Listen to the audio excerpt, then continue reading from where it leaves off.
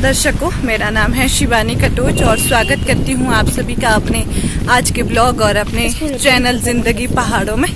तो मैं ना कल शाम को बजौरा आ गई थी और रूम में अकेली थी। फिर मैंने बबीता को बुलाया क्योंकि इसको शाराबाई में काउंसलिंग करनी है बी हेड की। और फिर ये अभी आई बस में, मैंने यहाँ पे सड़क में इसका वेट किया और हम जा रहे हैं अभी शिव मंदिर बजौरा। बहुत ही प्राचीन मंदिर है शिव भगवान का, विश्वेश्वर महादेव जी का। तो मैंने सोचा कि क्यों ना मंदिर चला जाए, क्योंकि रूम में मैं बोर हो रही थी और थोड़ा बहुत मैंने पढ़ा भी क्योंकि कल मेरा एग्ज़ाम है। मेन रोड बजौरा से थोड़ा सा ही रास्ता मंदिर के लिए है। एक छोटी लिंक रोड है, छोटी गाड़ियाँ सिर्फ आती जाती हैं। अभी सुबह के बजे हैं 11 और हम इस तरह कड़कती धूप में निकल पड़े हैं मंदिर की ओर। बहुत ही प्राचीन मंदिर है। कहा जाता है कि इस मंदिर को पांडवों ने बनाया था जब वो वनवास के लिए आए थे। 11 साल का शायद वनवास था और 1 साल का उन्हें अज्ञात। अगर सावन के महीने में आप शिव मंदिर जाते हैं तो इससे और अच्छी बात हो ही नहीं सकती। वो भी ऐसे मंदिर जो बहुत ही अपने इतिहास को संजोए हुए पौराणिक मंदिर है। दिल में अंधेर है, शिकवों का ढेर है, तेरी दीवानी हुई तेरा कसूर है। ऐसा लेकिन बहुत ही पुराना मंदिर, शिव मंदिर। शायद मंडी के पंचबक्त्र मंदिर की तरह देखने को है ये, लेकिन ये नदी से काफ़ी दूर है। ब्यास नदी काफ़ी आगे है। ये है शिव मंदिर बजौरा। शिव मंदिर है पूरा पत्थरों से बना है, दिख रहा होगा। उस समय में किसी भी प्रकार का कोई सीमेंट या ईंट नहीं होती थी। पत्थरों को काट कर ही मंदिर की निर्माण किया जाता था। जो उड़द की दाल होती है उसे पीसकर पत्थरों को एक साथ जोड़ा जाता था। और देखिए इतनी प्राचीन मंदिर और आज तक अपने इतिहास को संजोए हुए है और फिर भी वैसा ही वैसा है जैसा शायद बनाया था पांडवों ने। तो आजकल सीमेंट के जो पक्के मकान होते हैं वो बह जाते हैं और प्राचीन सभ्यता जो है वो जैसी की तैसी ही रहती है। ये है शिव मंदिर बजौरा, विश्वेश्वर मंदिर। विश्व के ईश्वर हैं शिव और काफ़ी श्रद्धालु यहाँ पर आए हैं। जितनी भी मूर्तियाँ आपको इसमें देखने को मिलेंगी वो सारी पत्थर की हैं। किसी भी प्रकार की जो आजकल की मिट्टी से बनाई गई मूर्तियाँ हैं उस प्रकार की मूर्तियाँ नहीं हैं। पीपल का पेड़ भी उगा है और इतना छायादार वृक्ष जिसमें कई पक्षी परिंदे अपना घोंसला बनाए हुए हैं। जल्दी आइए। बहुत पुराना मंदिर है। उस समय सीमेंट नहीं होता था और पांडवों ने उड़द की दाल को पीसकर पत्थर से पत्थर जोड़ा है। जो उड़द की दाल होती है उससे पहले पत्थरों को जोड़ा जाता था।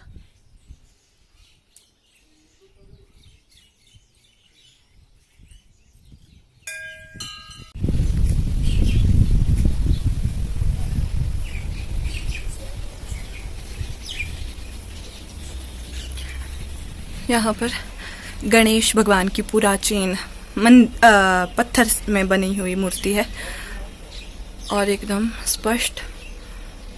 आजकल ऐसी कलाकृतियाँ देखने को कहीं कहीं मिलती हैं। जब मिलती हैं तो आंखें भर कर देखनी चाहिए।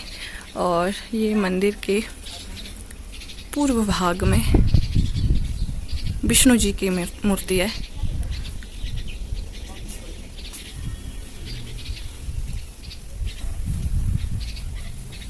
अलौकिक शांति। और जब भी मैं कुल्लू आती हूँ तो 2-3 बार मैं दर्शन करने आ जाती हूँ यहाँ को।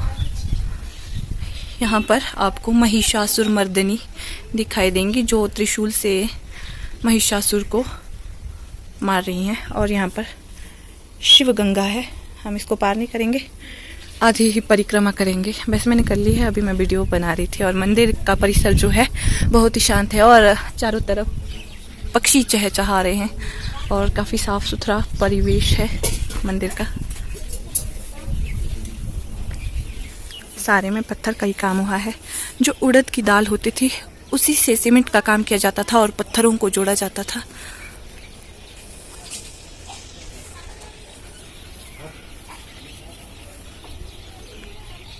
ये मंदिर के पुजारी जी हैं।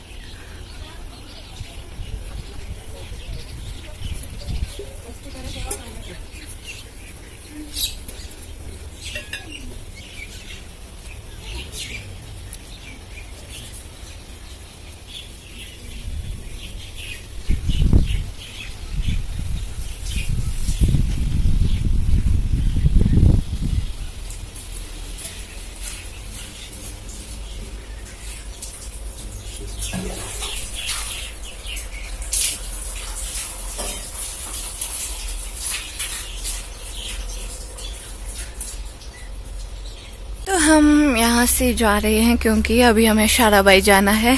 बबीता की काउंसलिंग के बारे में कुछ पूछना है वहाँ पे हमें। और यहाँ से ना जाने का मन बिल्कुल भी नहीं करता। इतनी शांति मिलती है यहाँ पे ना, सुकून और पक्षियों की इतनी खूबसूरत चहचहाती हुई आवाज़।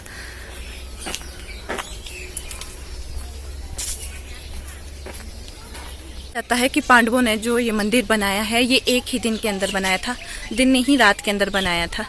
और मैं बड़ी हैरान हो जाती हूँ, इतना सुंदर मंदिर कैसे बनाया होगा। जाने का ना बिल्कुल भी मन नहीं कर रहा है, ऊपर से इतनी तपती धूप है और बहुत ज़्यादा गर्मी है। तो अभी हमें शाराबाई जाना है बबीता का कुछ काम करने। फिर मैं आती ही रहूँगी क्योंकि मुझे बजौरा में ही ठहरना है। मैं दिखाती रहूँगी आपको यहाँ का व्यू। गांव में कहाँ रखेंगे वो रूम। ये है मेरी फ्रेंड बबीता और हम कैसे मिले मैं आपको बताती हूँ। मैं पहले हम आनी कॉलेज में पढ़ते थे, साथ में पढ़ते थे, हमारा एक ही बैच था। लेकिन कभी बात हो ही नहीं पाई क्योंकि मेरा अलग फ्रेंड सर्कल था। स्कूल टाइम से मेरी बहुत सारी फ्रेंड्स थी कॉलेज जाने वाली, तो बबीता से बातचीत नहीं हुई। ऐसे ही दूर दराज से हम देखा करते थे। और फिर मैं कुल्लू आ गई और मेरी फ्रेंड्स जो हैं वो आनी में ही छूट गई। फिर एक बार मैं अपनी जुराबे, मेरी सॉक्स हवा के कारण मेरी बिल्डिंग के पीछे भाग को गिर गई थी और जब मैंने लाई तो बबीता मुझे मिली। और फिर ना फिर मैं बड़ी हैरान हो गई कि मतलब बाहर भी मुझे कोई अपना मिला। और यहाँ देखो कितना बड़ा नंदी है, बहुत बड़ा। कितनी छोटे छोटे है ना। ये नंदी महाराज ही है। फिर क्या था, फिर हमारी मुलाकात होगी। हाँ, फिर क्या, फिर हम अच्छे दोस्त बन गए। हम एक दूसरे के साथ चलते थे, मतलब खाते थे साथ रखते थे। फिर हम लाइब्रेरी भी साथ जाते थे, घूमने भी साथ जाते थे। हाँ, फिर हमारी अच्छी बॉन्डिंग होगी।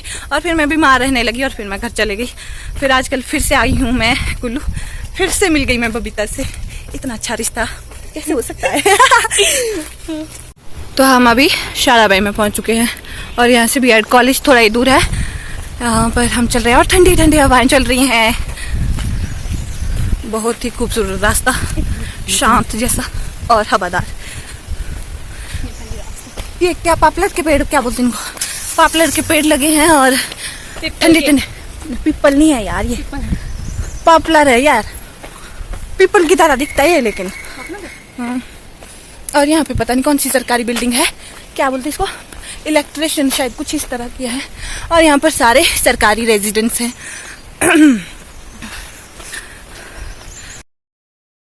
तो अभी हम जा रहे हैं शाराबाई गोंपा। शाराबाई गोंपा एक बहुत खूबसूरत जगह है। वहाँ पे बहुत सारी मूवियों की शूटिंग भी हुई है। मूवी की शूटिंग में गानों की शूटिंग हुई है। जो बैंग बैंग मूवी में कैटरीना कैफ है, उसका गाना ओह मेरे दिल में थोड़ी खाली सी जगह थी, हमको ना खबर कब कैसे आया वो, उसकी शूटिंग गोंपा में हुई है। और बाहर का व्यू इस तरह का है। अभी धूप थोड़ी मत्थम हो गई है, मतलब कम है। तो अभी हम चल रहे हैं चढ़ाई की तरफ और कोई ऑटो बोटो नहीं आ रहा है यहाँ, ताकि हमें थोड़ी चलने से हम बच जाते और ऑटो ले लेते। शाराबाई गोम्पा पहुंचने वाले हैं। यहाँ से ना व्यू इतना मस्त दिखता है, और वो वहाँ वाला टॉप ऊपर बिजली महादेव टॉप है, और उधर को कुल्लू पड़ा, और ये रहा भुंतर, यहाँ नीचे भुंतर का हाईवे, और वो सामने की ब्यास नदी।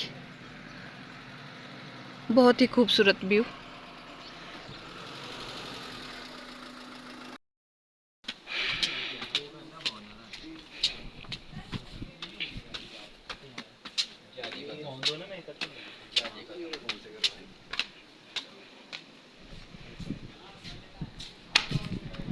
ये है बौद्ध गोम्पा शाराबाई, बहुत ही खूबसूरत गोम्पा है। इधर उधर इसका जो इधर उधर का वातावरण है बहुत ही हरियाली वाला है, और इतनी प्यारी सी घास उगी है नीचे, जैसे कि उगा के की है। और ये ऊपर फ्लैग लगे हैं छोटे छोटे।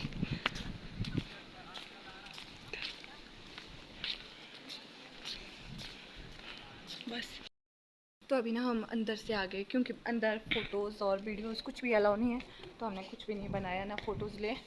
और इतना अच्छा, इतनी बड़ी बड़ी मूर्तियाँ, एक तो पद्म संभव की, जिन्हें दूसरा बुद्ध कहा गया है, बुद्ध का दूसरा जन्म, और एक तारा देवी की जो औरत थी तारा देवी, और उन पे अभी हम इस गोम्पा को गोल्डी बनाएंगे।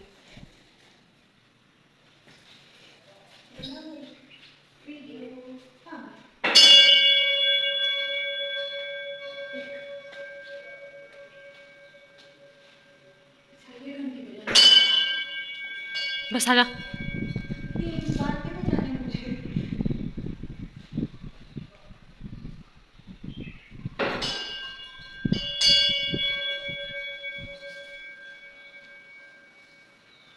मैंने गोम्पा को घुमा दिया है। अभी हम जाएंगे मंदिर के।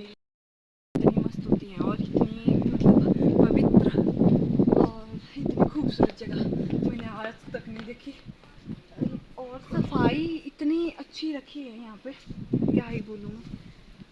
इतनी शायद मैंने कहीं देखी नहीं, मंदिर में भी नहीं देखी, हाँ गुरुद्वारा में भी देखी है, लेकिन मंदिर में ऐसा होता है कि जल चढ़ाना होता है, दूध चढ़ाना होता है, धूप चढ़ाना होता है, उस वजह से थोड़ा उथल पुथल हो जाता है। लेकिन गोम्पा में ऐसा कुछ नहीं होता है, साफ़ सुथरा परिवेश, और एक भी रैपर बाहर कहीं नहीं मिलेगा। और यहाँ से देखो व्यू कितना खूबसूरत लग रहा है, मतलब मस्त एकदम। ऊपर फ्लैग लगे हैं और इतनी ऊंची बिल्डिंग्स। गोम्पा मतलब इतना ऊंचा, बहुत ही ऊंचा गोम्पा है।